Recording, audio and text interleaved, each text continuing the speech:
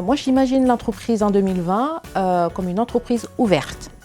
Ouverte sur le monde, c'est-à-dire une entreprise qui est ouverte sur l'international et ouverte aussi en termes de communication sur ses salariés et ses partenaires. Je l'imagine avec de nouvelles technologies dans ma branche tapissier d'ameublement. Il va y avoir énormément d'évolution, parce que je suis dans un métier, la mécanique auto, où il y a de moins en moins de travail manuel.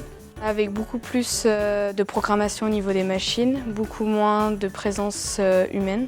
Je l'imagine plus connecté.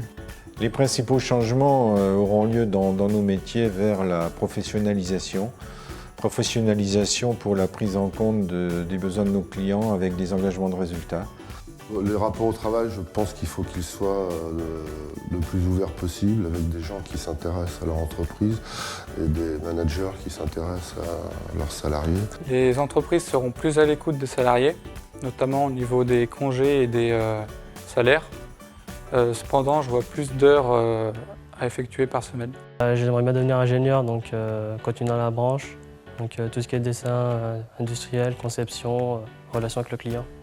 J'en aurais qu'un, ce serait celui de tapissier, mais je me diversifierais dans plusieurs branches. Aujourd'hui, évidemment, le numérique il est omniprésent. Tout le monde sait que c'est un gain de performance, que c'est une sécurité dans les données. Sans même parler de l'Internet des objets, de la robotique et des imprimantes 3D et tout ce que nous prépare un futur qui est finalement assez proche. Dans mon domaine, le numérique c'est essentiel. Ça permet de faire de la modélisation de pièces en 3 dimensions, ce qui a permis de gagner un temps phénoménal. Les outils dans la fonction numérique, je les pense un peu plus développés, ce qui serait un avantage dans ce métier. On aura des outils plus robotisés.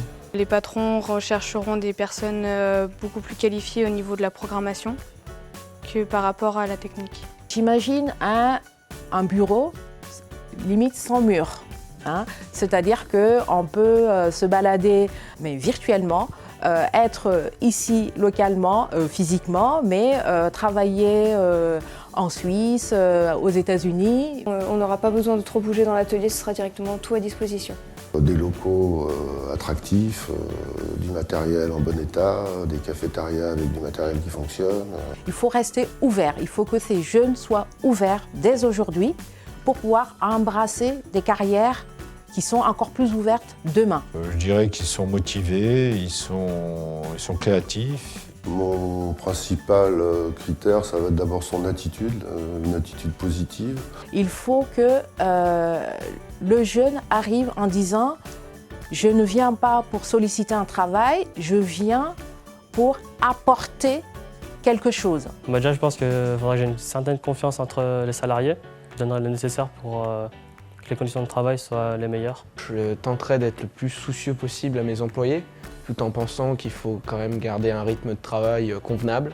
Une entreprise en 2020 doit être aussi bien ouverte sur l'international, la mondialisation, mais aussi être en communication, en relation collaborative avec ses partenaires et ses salariés. C'est comme ça que j'imagine l'entreprise en 2020.